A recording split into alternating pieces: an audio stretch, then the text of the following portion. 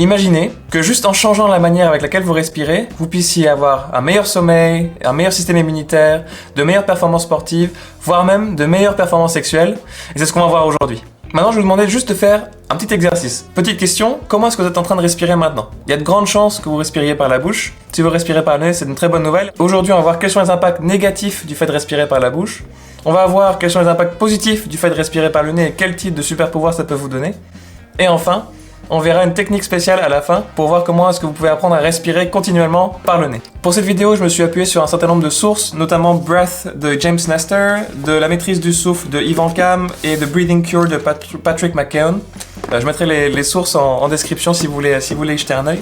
Et justement, dans le livre Breath, James Nestor fait une expérimentation sur lui-même. Alors il a pris son courage à deux mains et il s'est bloqué les narines complètement pendant plusieurs jours, et en gros la conséquence c'est qu'il va pas bien du tout. Il dort pas bien, il ronfle beaucoup plus, ses performances sportives sont pas bonnes du tout, et puis franchement même psychologiquement il est pas en forme.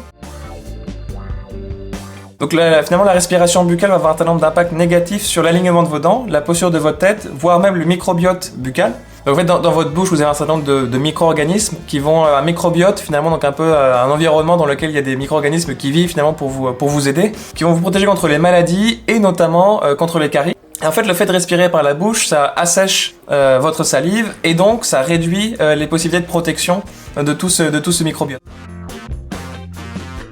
Alors effectivement respirer par la bouche c'est pas idéal, on l'a compris, mais pourquoi respirer par le nez dans ce cas-là?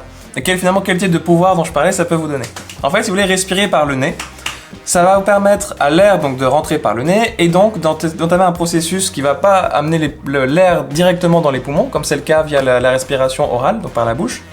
Mais finalement, le fait de respirer par le nez, ça va permettre d'humidifier l'air, de le réchauffer au fur et à mesure qu'il suit son processus, finalement pour l'amener dans vos poumons par la suite. Donc finalement, c'est une manière de filtrer l'air pour assurer que ce qui arrive dans vos poumons ce soit le plus efficace et que finalement il n'y ait pas tous les résidus ou toutes les choses que vous pouvez respirer dans votre quotidien. Donc respirer par le nez, ça offre une protection finalement sur l'air qui arrive dans vos poumons, mais aussi ça va aussi permettre de l'amener plus profondément.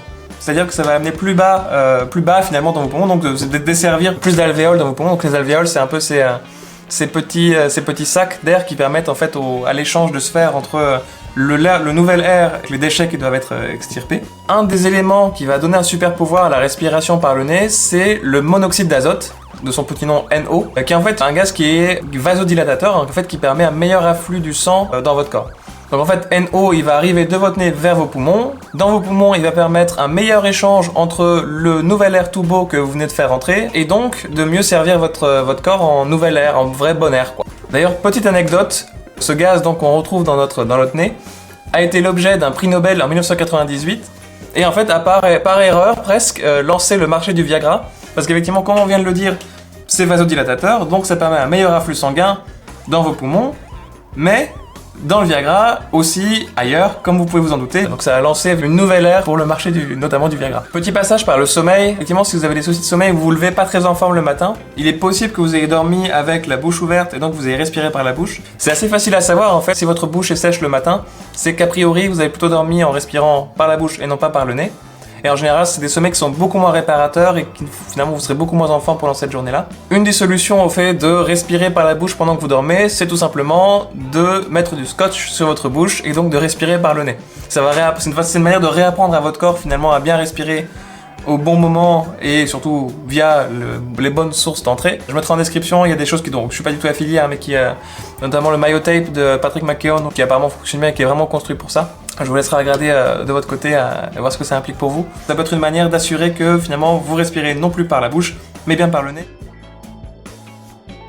Pour finir, vous allez pouvoir me dire « Ah mais Pierre, moi j'ai le nez complètement bouché tout le temps, comment est-ce que tu veux que je respire par le nez? C'est impossible, je vais jamais y arriver. » Alors il y a beaucoup de choses à considérer dans ce cadre-là, n'hésitez pas à consulter votre médecin aussi s'il y a des choses à considérer de ce point de vue-là. Néanmoins, ce que je vais vous donner ici, c'est une technique qui peut permettre de déboucher le nez pendant certaines périodes. Ça prend 1 minute et c'est assez facile à faire. Ce que ça implique, c'est de prendre une inspiration par le nez, une expiration par le nez également.